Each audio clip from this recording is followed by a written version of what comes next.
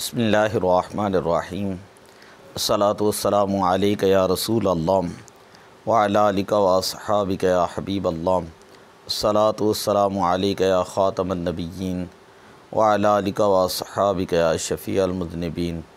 آج ہم پڑھیں گے اربعین نووی کا چھٹا سبق، اور میں سکرین کی طرف آتا ہوں تو بڑی توجہ کے ساتھ جو یہ حدیث پاک پڑھیے گا۔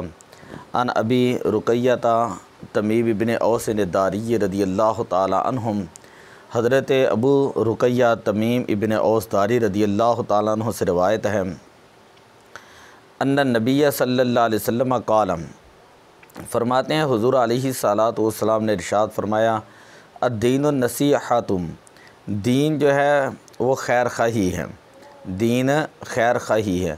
قلنا لمن قال، قلنا لمن، صحابہ کرام نے عرض کی یا رسول اللہ صلی اللہ علیہ وسلم کس کے لیے خیر خواہی ہے؟ تو قال، آپ صلی اللہ علیہ وسلم نے ارشاد فرمایا، للہ ولی کتابہ ولی رسولہ ولی ائمۃ المسلمین وعامتہم۔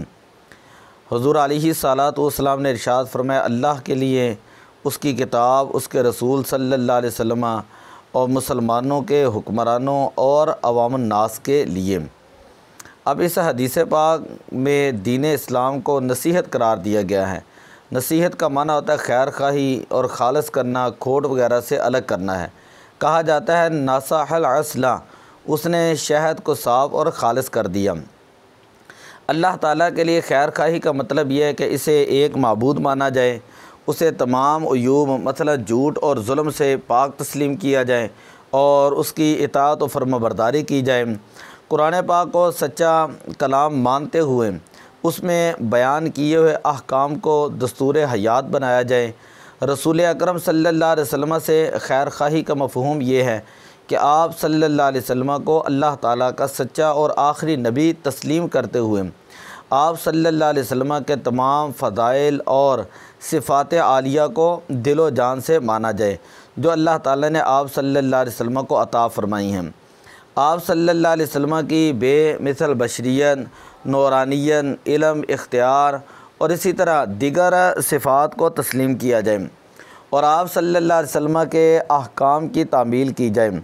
مسلمان حکمرانوں کی خیر خواہی یہ ہے کہ اچھے کاموں میں تعاون کرتے ہوئے ان کی اطاعت کی جائے، اور اگر وہ غلط راستے پر گامزن ہوں تو تعمیری تنقید کے ذریعے ان کی اصلاح کی جائے۔ ہر اچھی بری بات میں ان کی ہاں میں ہاں ملانا خیر خواہی نہیں ہے۔ اسی طرح عام مسلمانوں کی رہنمائی کرنا، انہیں غلط کاموں سے روکنا اور ان کی بھلائی چاہنا ان سے خیر خواہی اور ان کے لیے نصیحت ہے۔ تو یہ اربعین نووی کی جو ہے ویسے 7ویں حدیث ہے، اور ہمارا یہ اربعین نووی کا آج چھٹا یہ سبق تھا۔ تو دعا ہے کہ اللہ تبارک و تعالی ہمیں جو ہے احادیث پاک کے اوپر عمل کرنے کی توفیق عطا فرمائے۔ الصلاۃ والسلام علیک یا رسول اللہ وعلی آلک واصحابک یا حبیب اللہ، الصلاۃ والسلام علیک یا خاتم النبیین وعلی آلک واصحابک یا شفیع